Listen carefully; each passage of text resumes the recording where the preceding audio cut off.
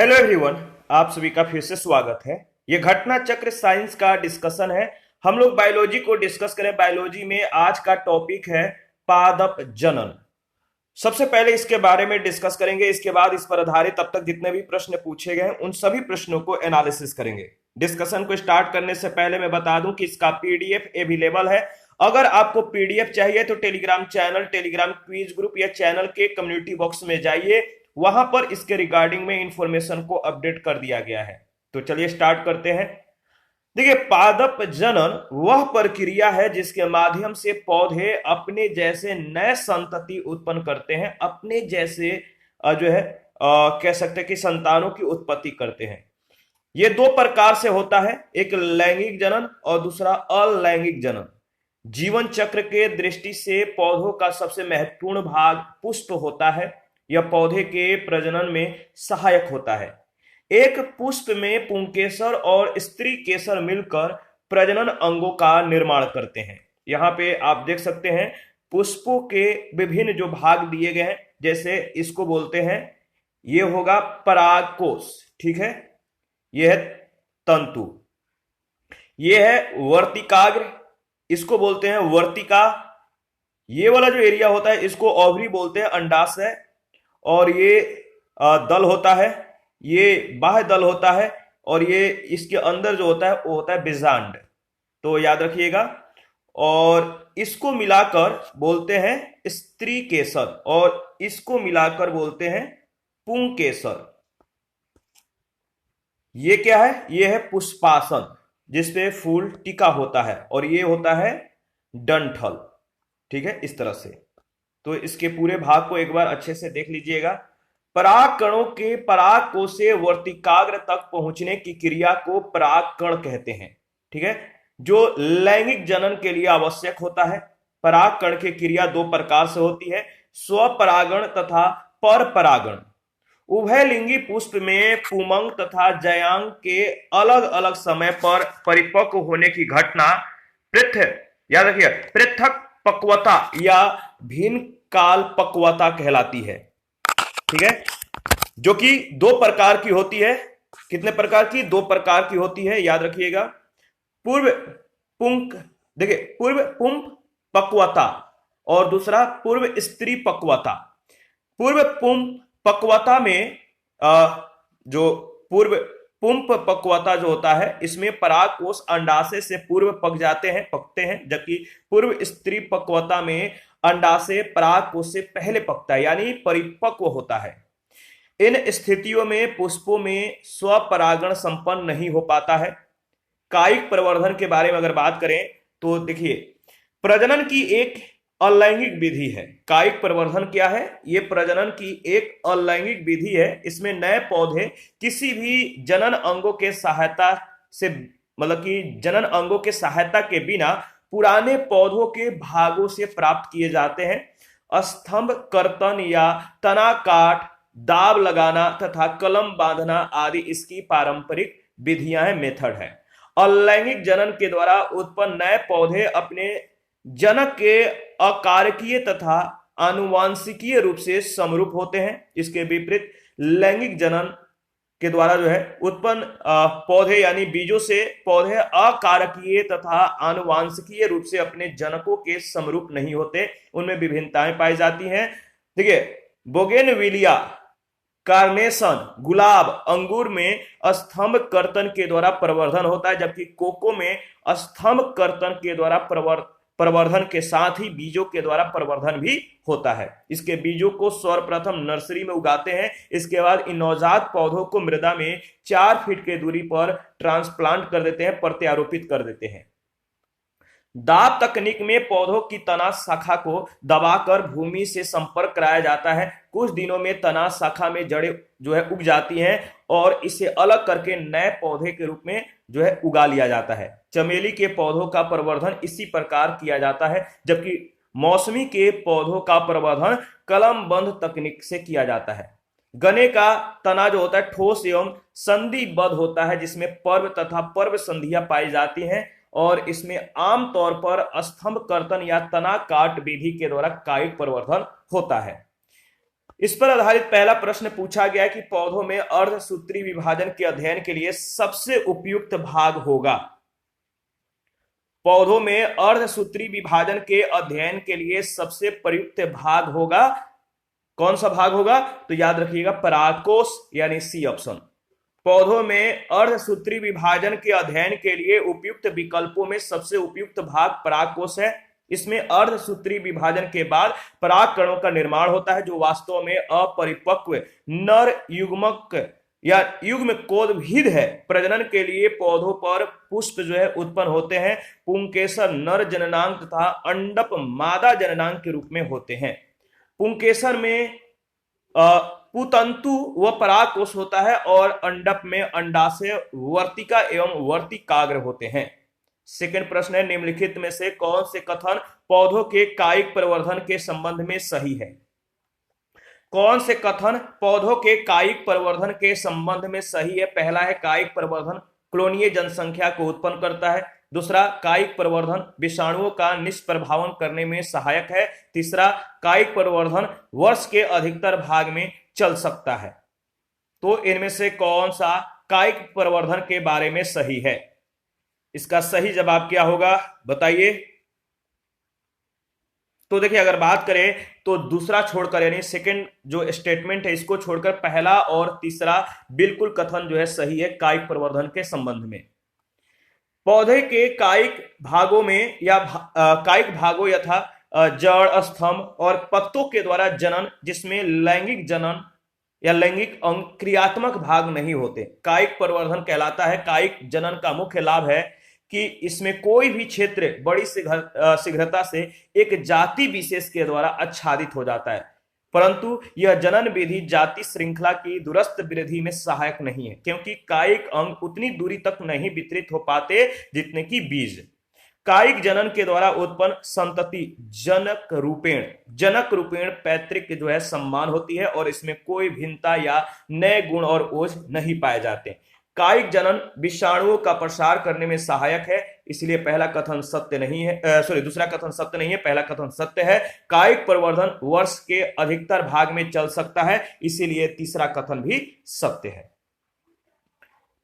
तीसरा प्रश्न है, पौधों में गुट्टी लगाने का कार्य किस उद्देश्य के पूर्ति के लिए किया जाता है? पौधों में गुट्टी लगाने का कार्य किस उद्देश्य के पूर्ति के लिए किया जाता है? सही जवाब हो जाएगा वनस्पतिक प्रसारण के लिए। बी ऑप्शन बिल्कुल करेक्ट ऑप्शन है। पौधों में गुट्टी लगाना कृत्रिम कायिक प्रवर्धन की एक तकनीक है जो वानस्पतिक प्रसारण के लिए किया जाता है। इसमें मूल पौधों से जुड़े रहने के दौरान हवाई तनों में जड़ों को विकसित होने दिया जाता है। वर्षा ऋतु में इसका इस्तेमाल नींबू, संतरा, अमरूद, लीची आदि के विकास के लिए किया जाता है। 4 नंबर है, भारत में गन्ने की खेती में वर्तमान प्रवृत्तियों के संदर्भ में निम्नलिखित कथनों पर विचार कीजिए। पहला है, जब बर्ड चिप सैटलिंग्स को नर्सरी में उगाकर मुख्य कृषि भूमि में प्रतिरोपित किया जाता है तब बीज सामग्री में बड़ी बचत होती है। दूसरा, जब सेट्स का सीधे रोपण किया जाता है तब एक कलिका सेट्स का अंकुरण प्रतिशत कई कलिका सेट्स के तुलना में बेहतर होता है। तीसरा, खराब मौसम के दशा में यदि सेट्स का सीधे रोपण होता है तब एक कलिका सेट्स का जीवित बचना बड़े सेट्स के तुलना में बेहतर होता है। और चौथा है, गन्ने की खेती ऊतक संवर्धन से तैयार की गई सैटलिंग से की जा सकती है। इनमें से कौन सा कथन सत्य है, आप बताइए। तो इसमें पहला और चौथा स्टेटमेंट जो है सही है। कैसे? गन्ने की उत्पादन लागत बढ़ाने के लिए बर्ड चिप प्रौद्योगिकी आर्थिक दृष्टि से सुविधाजनक ऑप्शन है, विकल्प है। गन्ने की खेती उत्तक संवर्धन से तैयार की गई सैटलिंग से की जाती है या की जा सकती है।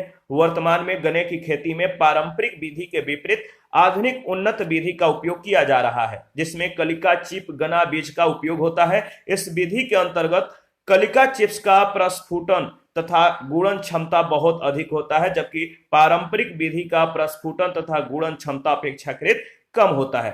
बर्ड चिप सैटलिंग को नर्सरी में उगाकर मुख्य कृषि भूमि में प्रतिरोपित किया जाता है, जिसमें लगभग 80% गना बीज की बचत होती है।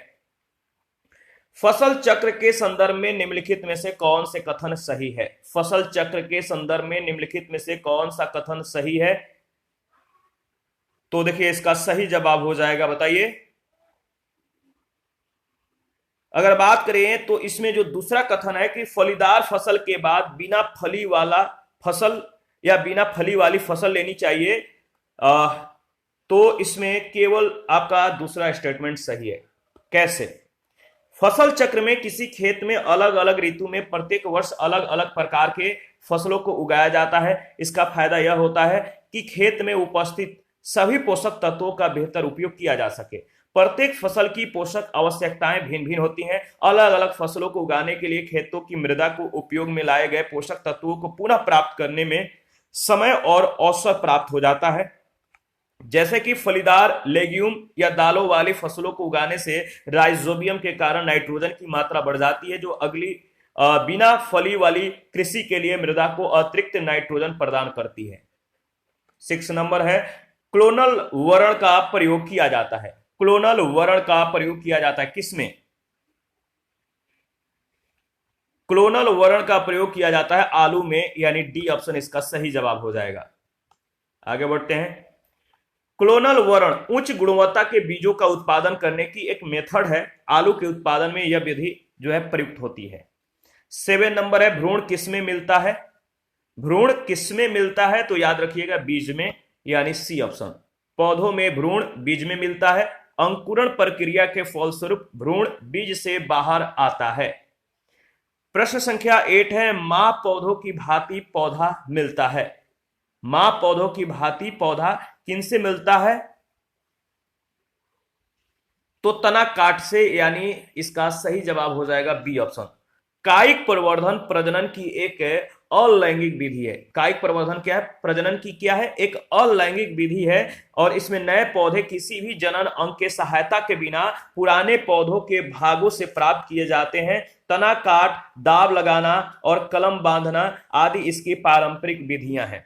अलैंगिक जनन के द्वारा उत्पन्न नए पौधे अपने जनक के यानी पेरेंट के अकारकीय तथा आनुवांशिकी रूप से समरूप होते हैं। इसके विपरीत लैंगिक जनन के द्वारा उत्पन्न पौधों में विभिन्नताएं पाई जाती हैं। 9 नंबर है, तना काट आमतौर से किसके प्रवर्धन के लिए प्रयोग किया जाता है? तना काट आमतौर से किसके प्रवर्धन के लिए प्रयोग किया जाता है? तो इसका सही जवाब है गन्ना के लिए। गन्ना, देखिए गन्ना किस कुल का मतलब की फैमिली है? तो ये ग्रेमिनी कुल के अंतर्गत आता है, जिसका तना काट आमतौर से कायिक प्रवर्धन के लिए प्रयुक्त किया जाता है। इसका तना ठोस एवं संधिबद्ध होता है, जिसमें पर्व और पर्व संधियां पाई जाती हैं। 10 नंबर है, निम्नलिखित पादपों पर विचार कीजिए। निम्नलिखित पादपों पर विचार कीजिए। पहला है बोगेनविलिया, दूसरा है कार्नेशन, तीसरा है कोको और चौथा है अंगूर। पूछा गया है कि इनमें से कौन से पादप स्तंभ कर्तन के द्वारा प्रवर्धित किए जाते हैं? इनमें से कौन से पादप स्तंभ कर्तन के द्वारा प्रवर्धित किए जाते हैं? तो सही जवाब हो जाएगा चारों, पहला, दूसरा, तीसरा, चौथा। बोगेनवेलिया, कार्नेशन, गुलाब, अंगूर, इनमें जो है स्तंभ कर्तन के द्वारा प्रवर्धन होता है, जबकि कोको में स्तंभ कर्तन के द्वारा प्रवर्धन के साथ ही बीजों के द्वारा भी प्रवर्धन होता है। इसके बीजों को सर्वप्रथम नर्सरी में उगाते हैं। इसके बाद इन नवजात पौधों को मृदा में 4 फीट के दूरी पर जो है प्रत्यारोपित कर देते हैं, बो देते हैं। 11 नंबर है, निम्नलिखित कथनों पर विचार कीजिए। पहला है, मौसमी के पौधों का प्रवर्धन, जो मौसमी होता है, जूस वाले जो फल है मौसमी, इनके पौधों का प्रवर्धन कलमबद्ध तकनीक के द्वारा होता है। दूसरा, चमेली के पौधों का प्रवर्धन दाब तकनीक के द्वारा होता है। इन दोनों में से जो कथन सत्य है, दोनों सत्य है। याद रखिएगा, मौसमी के पौधों का जो प्रवर्धन होता है कलम के द्वारा होता है, और चमेली के पौधों का प्रवर्धन प्रेशर तकनीक के द्वारा, दाब तकनीक के द्वारा होता है। दाब तकनीक में पौधों की तना शाखा को जो है दबाकर भूमि से संपर्क कराया जाता है, और कुछ दिनों में क्या होता है कि तना जो है तना शाखा में जड़ें उग जाती हैं, और इससे जो है अलग करके नए पौधों के रूप में उगा लिया जाता है। चमेली के पौधों का प्रवर्धन इसी प्रकार किया जाता है, जबकि मौसमी के पौधों का प्रवर्धन कलमबंध तकनीक से किया जाता है। इस प्रकार दोनों कथन सही है। जीवन चक्र के दृष्टि से 12 नंबर है, जीवन चक्र के दृष्टि से पौधों का सबसे महत्वपूर्ण अंग कौन सा है? जीवन चक्र के दृष्टि से पौधों का सबसे महत्वपूर्ण अंग है कौन सा है? तो इसका सही जवाब हो जाएगा पुष्प, फ्लावर। जीवन चक्र के दृष्टि से पौधों का सबसे महत्वपूर्ण अंग पुष्प है, फ्लावर है। यह पौधों के प्रजनन में सहायक होता है। एक पुष्प में मुख्यतः पुंकेसर और स्त्री केसर मिलकर जनन भागों का निर्माण करते हैं। 13 नंबर है, एक बीज के अंकुरण के लिए निम्नलिखित में से कौन सी 3 परिस्थितियां सर्वाधिक महत्वपूर्ण है? एक बीज के अंकुरण के लिए निम्नलिखित में से कौन सी 3 परिस्थितियां सर्वाधिक महत्वपूर्ण है? तो सही जवाब है पानी, उचित तापमान और ऑक्सीजन।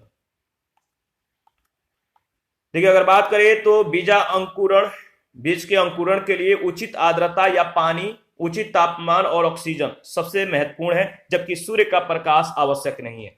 पौधों में बीजांकुरण 2 प्रकार का जो है भूम्युपरिक तथा अधोभूमिक होती है। 14 नंबर है, बीज के अंकुरण के लिए निम्न में क्या आवश्यक नहीं है? बीज के अंकुरण के लिए इनमें से क्या आवश्यक नहीं है? तो टेम्परेचर यानी प्रकाश। 15 नंबर है, बीजों के प्रकीर्णन की सेंसर विधि पाई जाती है किसमें? बीजों के प्रकीर्णन की सेंसर विधि किसमें पाई जाती है? इसका सही जवाब क्या होगा? तो इसका सही जवाब हो जाएगा, याद रखिएगा, पोस्ते में, यानी बी ऑप्शन। संपुटीय फल परिपक्व होने पर प्रस्फुटित हो जाते हैं लेकिन अपने मूल पौधे से जुड़े रहते हैं। ऐसे फलों का प्रस्फुटन इतना सौम्य होता है कि बीजों का प्रकीर्णन नहीं हो पाता। इनके बीजों के प्रकीर्णन के लिए सेंसर विधि का प्रयोग किया जाता है। पोस्ते के बीजों के प्रकीर्णन में इसी विधि का प्रयोग किया जाता है। 16 नंबर है, एक ही पौधे के एक पुष्प के परागकोश से परागकण का उसी पौधे के दूसरे पुष्प के वर्तिकाग्र में स्थानांतरण क्या कहलाता है? एक ही पौधे के एक पुष्प के परागकोश से परागकण का उसी पौधे के दूसरे पुष्प की वर्तिकाग्र में स्थानांतरण क्या कहलाता है? तो याद रखिएगा, इसका सही जवाब हो जाएगा सजात पुष्पी परागण, बी ऑप्शन बिल्कुल करेक्ट ऑप्शन है। एक ही पौधे के एक पुष्प के परागकोश से परागकण का उसी पौधे के दूसरे पुष्प के वर्तिकाग्र में स्थानांतरण स्वपरागण या सजात पुष्पी परागण कहलाता है। 17 नंबर है, जीवों के निम्नलिखित प्रकारों पर विचार कीजिए। पहला है चमगादड़, मधुमक्खी और तीसरा है पंछी। इनमें से कौन से परागकणकारी हैं? परागण मतलब कि कौन पराग के संदर्भ में जो है सही है? तो चमगादड़, मधुमक्खी, पंछी, इन तीनों में से कौन से परागणकारी हैं? तो याद रखिएगा, तीनों इसका सही जवाब हो जाएगा डी ऑप्शन। चमगादड़, मधुमक्खी और पंछी, इन तीनों के द्वारा परागकण की क्रियाएं जो है संपन्न होती है। परागकण वैज्ञानिक अर्थ में वर्तिकाग्र यानी एस्टिग्मा जो है, अंडाशय यानी ओवरी और बीजांड पर परागण के पहुंचने की वह प्रक्रिया जिसमें गर्भाधान के पश्चात फल और बीज बनते हैं। मधुमक्खियां सबसे महत्वपूर्ण परागकणकारी कीट हैं। मधुमक्खियां और तितली के द्वारा परागकण प्राय दिन में खिलने वाले फूलों में होता है। उष्णकटिबंधीय प्रदेशों में पंछी भी सामान्य रूप से परागकण करते हैं, परागकण, ठीक है। और गुंजन चिड़िया जो है, इसके द्वारा परागित पुष्प प्राय लाल होते हैं और अधिक मात्रा में मकरंद उत्पादित करते हैं। चमगादड़ भी कई पुष्पों के परागकारी कारक हैं, हालांकि जंतु परागित फूलों की संख्या अधिक नहीं है। कुछ ऐसे पौधे दक्षिणी गोलार्ध में मिलते हैं। परागकण की सुपरिभाषा क्या है? परागकण की जो परागण है, परागण की जो सुपरिभाषा है वो क्या है? तो देखिए, अगर बात करें तो परागण की जो सही परिभाषा है, सुपरिभाषा है, वो है आपका परागकण का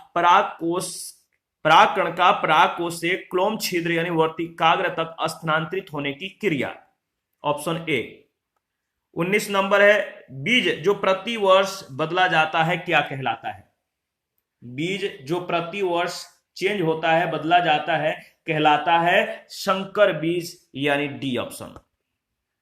संकर बीज को प्रति वर्ष जो है चेंज करते हैं, बदला जाता है।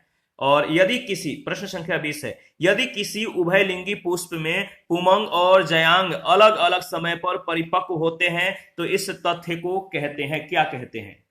यदि किसी उभयलिंगी पुष्प में पुमंग और जयांग अलग अलग समय पर परिपक्व होते हैं तो इस तथ्य को कहते हैं भिन्न काल पक्वता। भिन्न काल पक्वता, ऑप्शन ए। उभयलिंगी पुष्प में पुमंग और जयांग के अलग अलग समय पर परिपक्व होने की घटना पृथक पक्वता या भिन्न काल पक्वता कहलाती है, जो कि दो प्रकार की होती है, पूर्व पूर्व पुम पक्वता और दूसरा है पूर्व स्त्री पक्वता। पूर्व पुम पक्वता में परागकोश अंडाशय से पूर्व पक जाता है, जबकि पूर्व स्त्री पक्वता में अंडाशय परागकोश से पहले पकता है, यानी परिपक्व होता है। इसी के साथ आज का जो सेशन है समाप्त करते हैं। नेक्स्ट सेशन में हम लोग जो है आर्थिक महत्व के बारे में डिस्कस करेंगे। आप अपना प्रतिक्रिया देते रहिए, आपके प्रतिक्रियाओं का हमें बेसब्री से इंतजार रहता है। जिन लोगों ने Telegram channel, Telegram quiz group, Facebook page, Instagram को ज्वाइन नहीं किया, वीडियो के डिस्क्रिप्शन बॉक्स में उसका लिंक है, आप ज्वाइन कर सकते हैं। थैंक यू, मिलते हैं नेक्स्ट सेशन में।